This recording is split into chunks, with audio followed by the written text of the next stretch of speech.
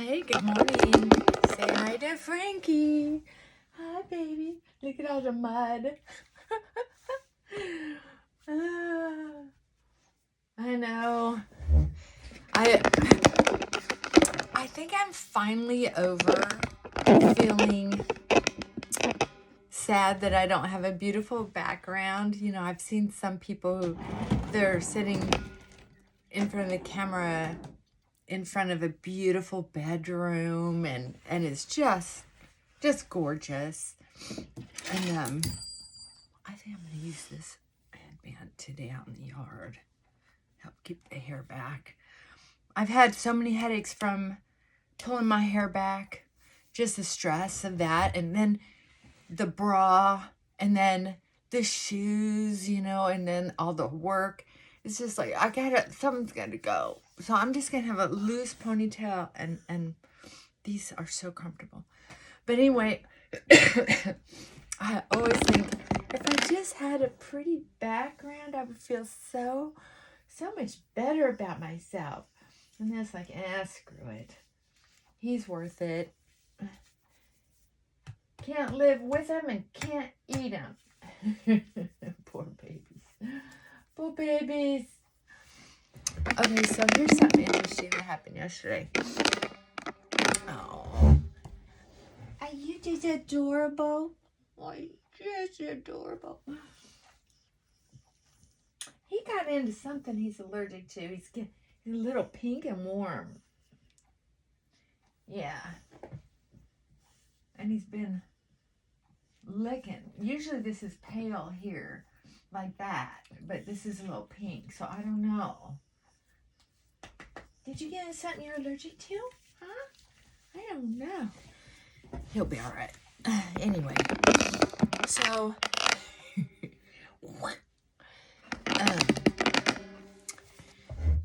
I gotta get out in the yard before the next rain starts, so bear with me. I'm out of ponytail holders. Okay. Yesterday I was doing my morning reading, and I thought, I don't have anything to say on that. I just, meh. Well, I ended up going to a meeting. Sponsee gave me a call and said, let's go to a meeting. Oh my God, that girl. So she came and picked me up and we went together. It was so, it was one of my, this is one of my favorite days. It was just darling. I love my life. Okay, so anyway, I don't remember. It was about intellectual power. Anyway, I just thought, I don't have anything to say, so I didn't make a video because I've been wanting to share the daily reflections recently. I went through a phase or two way in the back and just never stuck through it. I just get too busy with other stuff. And anyway, I skipped yesterday just because that's how I am. And I didn't have anything to say, just to read it. And I should have just got on, read it, and got off. But anyway, went to the meeting because that little angel asked me to. And I don't think that meeting really, we read this and used it for a topic. Ended up being an excellent meeting. But didn't really have to do with the topic, kind of, sort of. But let me read yesterday's and then I'll read today. May 23rd, spiritual health. When the spiritual malady is overcome, we straighten out mentally and physically. It is very difficult for me to come to terms with my spiritual illness because of my great pride, disguised by my material successes and my intellectual power. Intelligence is not incompatible with humility, provided I place humility first. To seek prestige and wealth is the ultimate goal for many in the modern world. To be fashionable and to seem better than I really am is a spiritual illness. To recognize and to admit my weaknesses is the beginning of good spiritual health. It is a sign of spiritual health to be able to ask God every day to enlighten me, to recognize His will, and to have the strength to execute it. My spiritual health is excellent when I realize that the better I get, the more I discover how much help I need from others. It was yesterday's reading. Now, understand how meaty this is to me now. Is I read that today and I'm thinking, wow, that's some meaty stuff right there. That's talking about humility and intelligence, and how many of us relied on our intelligence, on our successes, instead of looking at the destruction of our behavior in our past, and how self-centered we were, not realizing that it's a blessing to be intelligent.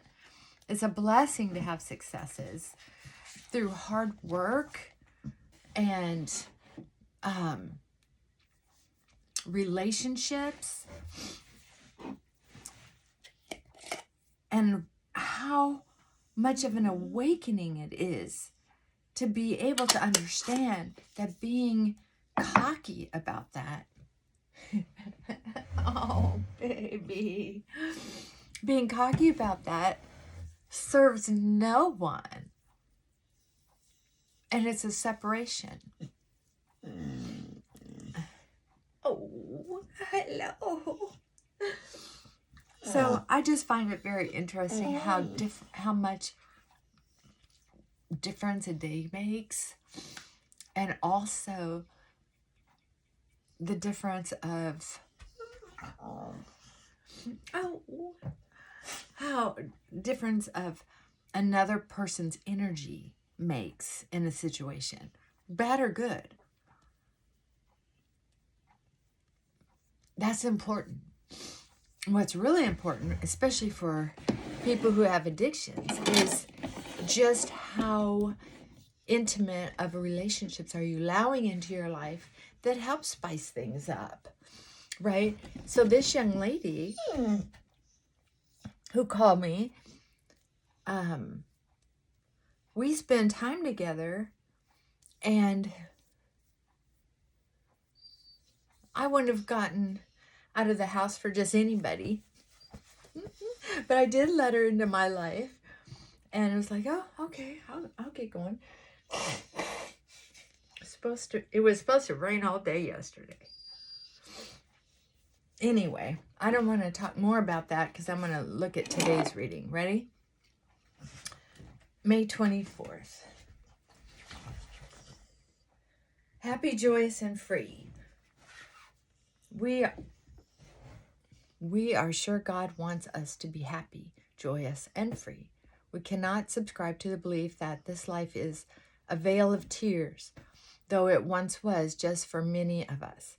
But it is clear that we made our own misery. God didn't do it. Avoid then the deliberate manufacture of misery. But if trouble comes, cheerfully capitalize it as an opportunity to demonstrate His omnipotence. For years I believed in a punishing God and blamed Him for my misery. I have learned that I must lay down the weapons of self in order to pick up the tools of the AA program. I do not struggle with the program because it is a gift, and I have never struggled when receiving a gift. If I sometimes keep on struggling, it is because I am still hanging on to my old ideas, and the results were nil. Okay. I like, Frankie, quit. It is clear we made our own misery. God didn't do it. I did, actually, as a child, all the unanswered prayers. As an innocent child, I began to, Frankie, quit, Frankie. Enough. Thank you.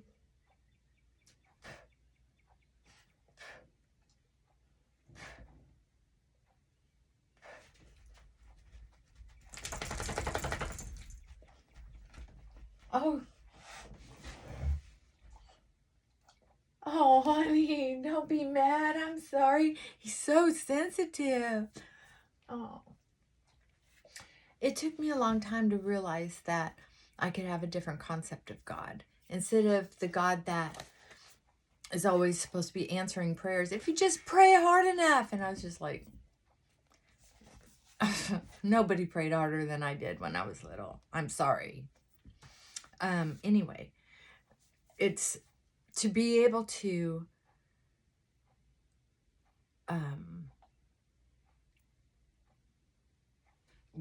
deliberately manufacture of misery. So to continue having that memory, continue remembering that commitment for hatred towards God, continuing to have such a emotional response to the thought and memory.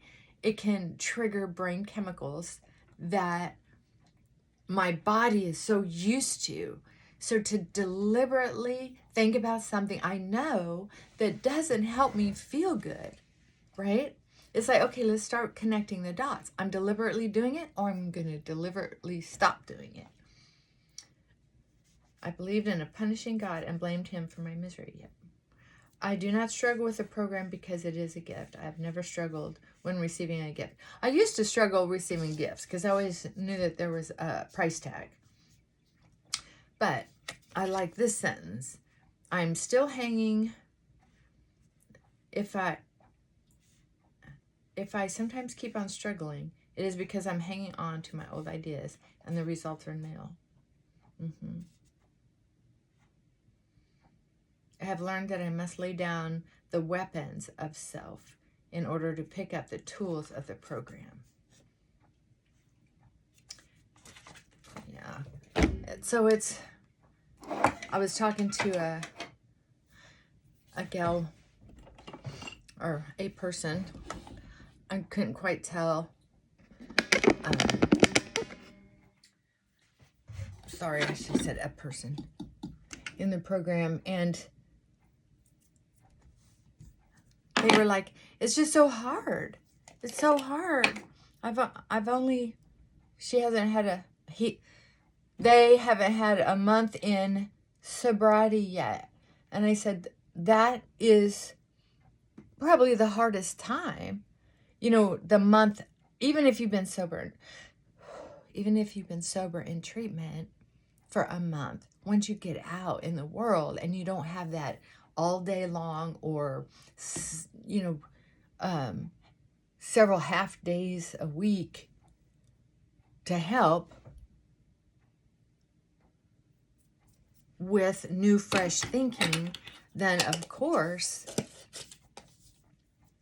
the narrow pathways are going to go for the easier, softer way. It takes more than 30 days to rewire the brain. Even if the physical craving is gone, the mental impact of old behaviors is huge, huge, huge. So I mentioned that, part of recovery then is going to be, how hard are you willing to fight? I said, think of all the fist fights you would have gotten in to be able to get out the door and go use. You have to be willing to fight for the opportunity to be sober. You have to be willing to fight your internal devil. You shouldn't have to fight humans to stay sober. If you do, you're with the wrong humans, is all I have to say about that.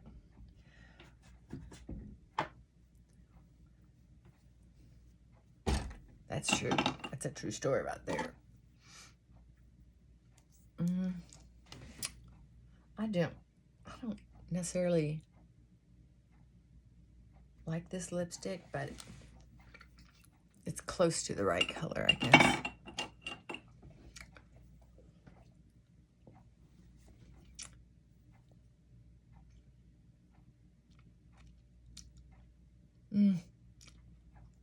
I don't know. That's just not my favorite. I don't know why I keep reaching for it.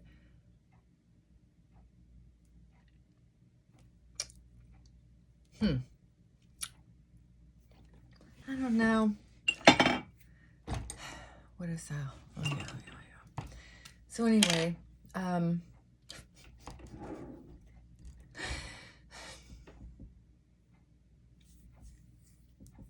I think that goes for every single addiction I've had, is I have to be willing to fight for it.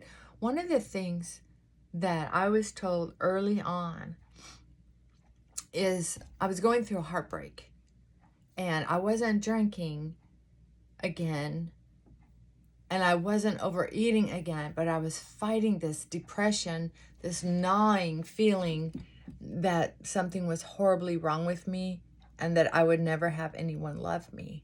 And it was causing me such anxiety and rumination that I just, it was like this horrible mourning of all of the losses I had had in my life. And it just felt like it was never gonna stop. And so my sponsor told me to go scrub my bathroom floor and to use a toothbrush in the crevices, but to make sure I got in every crack and crevice in that bathroom floor. Start at the top, work my way down to cleaning, but make sure I got the floor. And because I loved my sponsor so much, she was the one person I had in my life that I felt like I could trust and that I wouldn't lose. I never considered her betraying me, but I had such a naive love.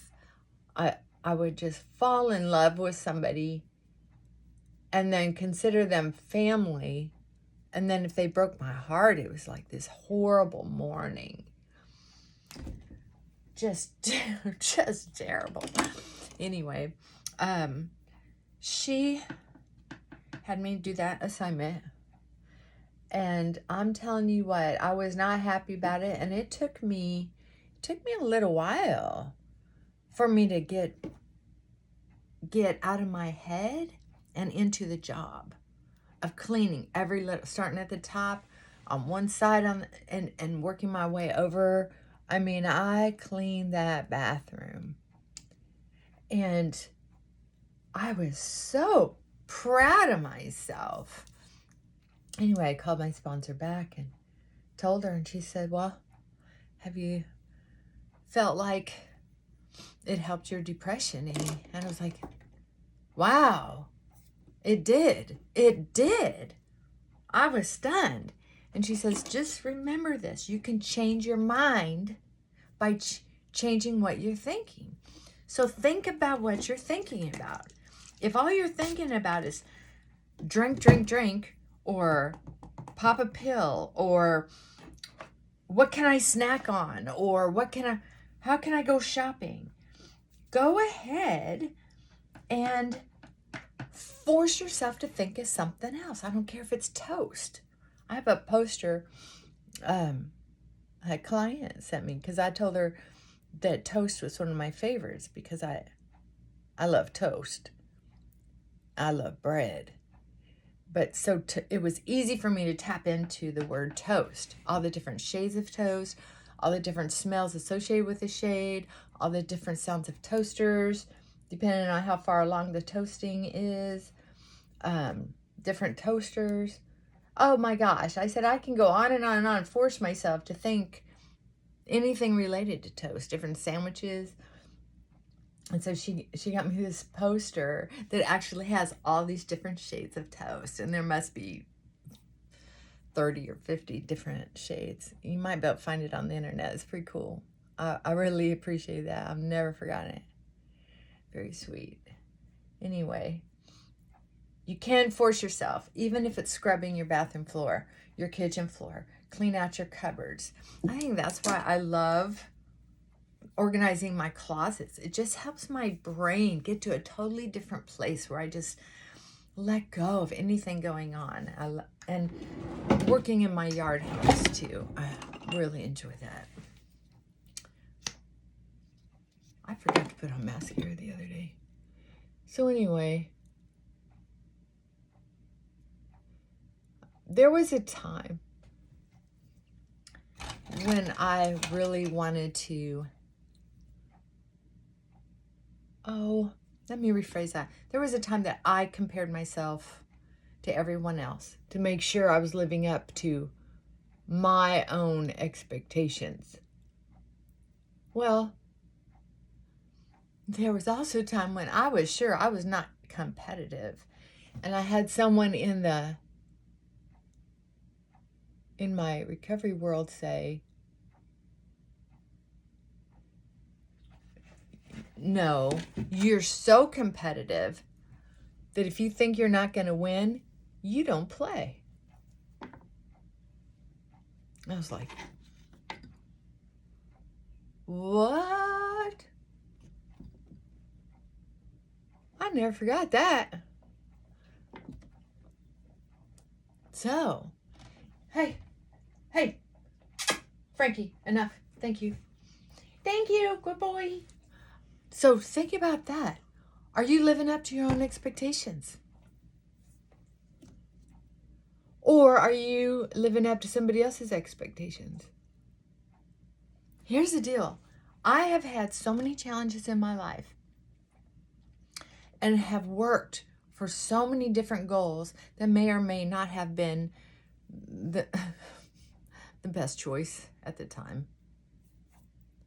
I may have tripped all over my you-know-what so many times that I felt behind, way behind.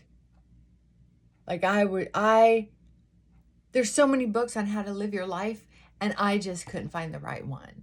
People say, there's no book on how to raise a kid. It's like, no, there's literally hundreds or more books on how to raise kids. And there have been since the great philosophers. If you look and everything they were saying about kids, you can basically find that today in modern books. Seriously. Try it. Get on chat. Like, compare the great philosophers' opinions and rules on raising kids and today's. I mean, it's not going to be a lot different because humans are not a lot different. They might be more technology savvy, but they're not emotionally different. Not by a long shot. I think the media will tell you that we're different, and there might be a feminizing of men, but that's happened before too. So, very exciting. I have no idea what my point is today, except that if you're comparing yourself to other people, if you're trying to find your joy, if you're getting on Facebook and looking at how happy people look, yeah, I get envying that. I get envying watching someone from your past that you don't hang out with anymore, or that you used to be married to or date. I get how it's like, oh, I wish I was still with that person. Maybe that could be me inserted in their life. Well,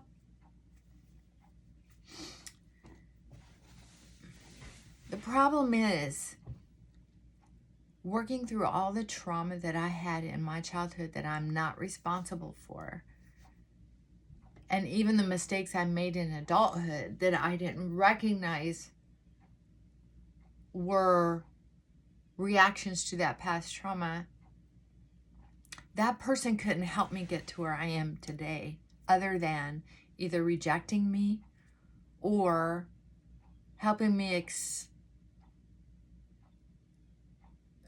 absorb the memory of hurting them that I could take seriously later to help me on my path to get to where I'm at, to where I realize and understand deeply I'm no better or worse than anyone else. We're all responsible for a certain amount of actions, and some of us are truly victims in certain areas. And I do this because sometimes our judgment of how painful something is not truly as painful as it feels, because the pain we're feeling is compounded by past pains and grief. It's all very fantastical. So looking back at other people and the joy they share, it's like their journey was different than mine. All I can do is live the best life I can each day I can before the day I die, right? Their journey is nothing like mine. Nothing like mine. If I could have made different decisions or better decisions, I would have. My bottom teeth look so crooked.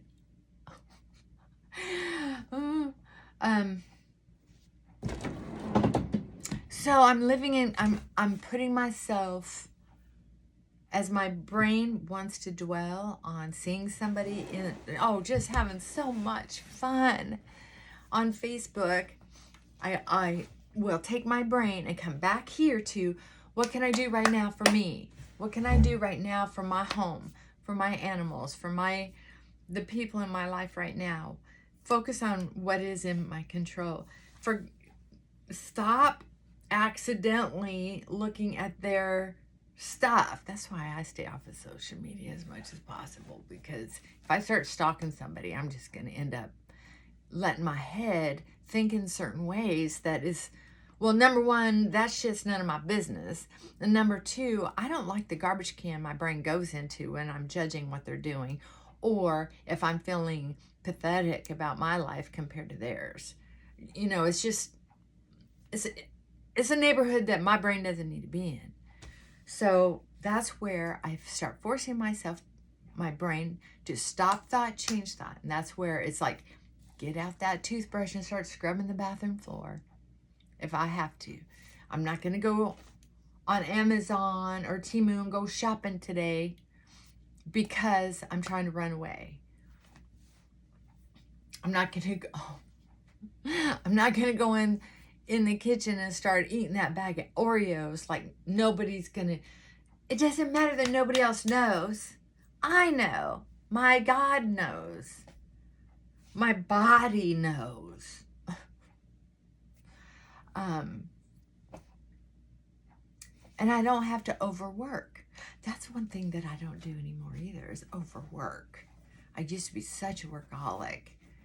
Oh my God, it was funny when I finally got busted on it, like one too many times. Not funny, haha, funny, like, oh my God, I put my pride in my work and my success above my romantic relationships, above having friends, real friends. So when I'm shopping online, or eating, or fretting, or playing lots of games on my iPad, I could be calling a friend. I could be composing an email or writing a card or letter. I have stacks of stationery, so that I can just whip out a little note every once in a while, just saying, hey, how y'all doing? Just checking in. Nothing's really going on here, but I was thinking about you. Love ya. Have a great day. Put that in a little envelope, ship it off, and it's like, aw, right? Shop and eat. Send a little love note. Yeah. Well, anyway, that's how I feel about it today. I got to get out in the yard. Blah. All right. Mwah. Bye for now.